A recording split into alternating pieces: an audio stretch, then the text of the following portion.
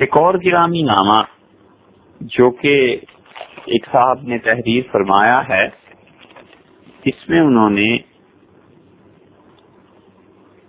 اپنے بعض مسائل کا ذکر کرنے کے بعد یہ لکھا ہے کہ عرصہ دراز سے کامل شیخ صاحب کشف و الہام کا متلاشی ہوں اور روح میں اس سے ملاقات کے لیے بے چینی رہتی ہے جو میری روح کو پاکیزہ کر کے دوبارہ زندہ کر دے جیسے شروع سے تھی. اور باقی خط بھی اسی چیز پر مشتمل ہے. تو ان کی خدمت میں گزارش یہ ہے کہ خود یہ معیار کہ کامل شیخ وہی ہوتا ہے جو صاحب کشف و الہام ہو، یہ معیار ہی درست نہیں. ایک اللہ کے اچھے بندے کو جس کے عقیدے درست ہوں، جس کو اللہ نے ضروری علم سے نوازا ہو اور اس نوازش کے بعد اس نے واقعی کسی صاحب نسبت سے تعلق قائم کر کے اپنی تربیت اور مزید اس کی سند بھی حاصل کر لی ہو، یہ چیزیں ہیں جو دیکھنے کی ہیں. صاحب کشف و الہام ہونا ضروری نہیں، حتیٰ کہ اگر کسی انسان کو ساری زندگی میں ایک مرتبہ بھی کشف نہیں ہوتا اور کوئی الہام نہیں ہوتا تو وہ شخص یقیناً اللہ کا ولی ہو سکتا ہے. دیکھنا یہ چاہیے کہ جس ہستی کے ساتھ تعلق ہے وہ تربیت کیسی کرتے ہیں. بس اتنی سی بات ہے.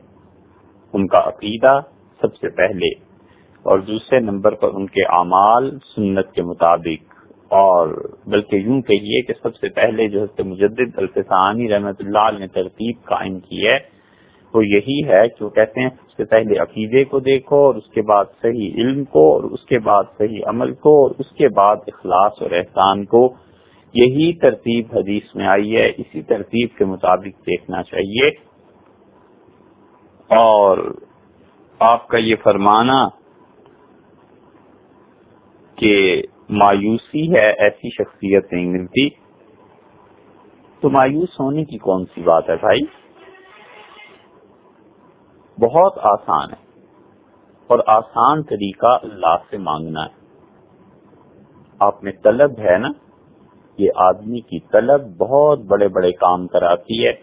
اس طلب کو برقرار رکھیے اور اس طلب اور جستجو کا فائدہ اٹھائیے، اور وہ یہ کہ جب بھی موقع ملے 2 رکعتیں پڑھ کے اللہ سے دعا مانگتے رہیے کہ پروردگار عالم اسباب میں آپ نے طریقہ اور قاعدہ یہ رکھا ہے کہ انسان انسانوں ہی سے بنتے ہیں. حضور صلی اللہ علیہ وسلم کی صحبت مبارکہ سے ہی صحابہ کرام رضی اللہ عنہ بنے تھے، اور میں تیرا عاجز بندہ یہ چاہتا ہوں کہ مجھے بھی کسی ایسے بندے کی صحبت میسر آئے جس سے میں انسان بنوں اور اپنے باطن کی برائیوں کو دھو سکوں. اخلاص سے اللہ سے مانگتے رہیے. اس کے نتیجے میں یقیناً اللہ کی طرف سے رہنمائی ہو جائے گی. اور فرض کر لیجئے رہنمائی نہیں ہوتی، ایک لمحے کے لیے فرض کر لیں تو بھی کوئی حرج نہیں ہے. پوری زندگی بس یہی کام کرتے رہیے، اللہ سے مانگتے ہی رہیے.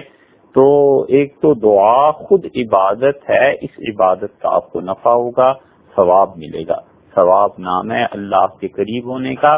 اور دوسرے اللہ تعالیٰ جب یہ دیکھیں گے کہ میرا بندہ بار بار میرا دروازہ کھٹکھٹاتا ہے، بار بار آتا ہے، روز حاضری دیتا ہے، روز آتا ہے اور پوچھتا ہے، تو کیوں نہ میں اپنے بندے کو جب میری اس دنیا میں کوئی بھی سے نہیں مل رہا تو خود ہی کھینچ لوں، خود ہی پاک کر دوں. اللہ نے اسی لیے فرمایا ہے کہ بل اللہ یزکی من یشاء، اللہ جس کو چاہتا ہے پاک کر دیتا ہے. اور اللہ تعالیٰ نے فرمایا ولا تزکوا انفسکم، اپنے متعلق یہ دعوے نہ کیا کرو کہ تم پاک ہو اور بہت نیک اور صاف ہو گئے ہو، بلکہ اللہ ہی ہے جو تمہیں پاک کرتا ہے. تو یہ بھی تو ایک راستہ ہے. طلب شرط ہے، اور اس کے بعد ہمت کر لے آدمی اور کچھ دن اللہ کے اچھے بندوں میں سے کسی 1 2 4 کی مجلس میں رہیے، اور جہاں دل کو تعلق پیدا ہو جائے وہاں پر اپنا رابطہ اور اپنا تعلق قائم کر لیجیے۔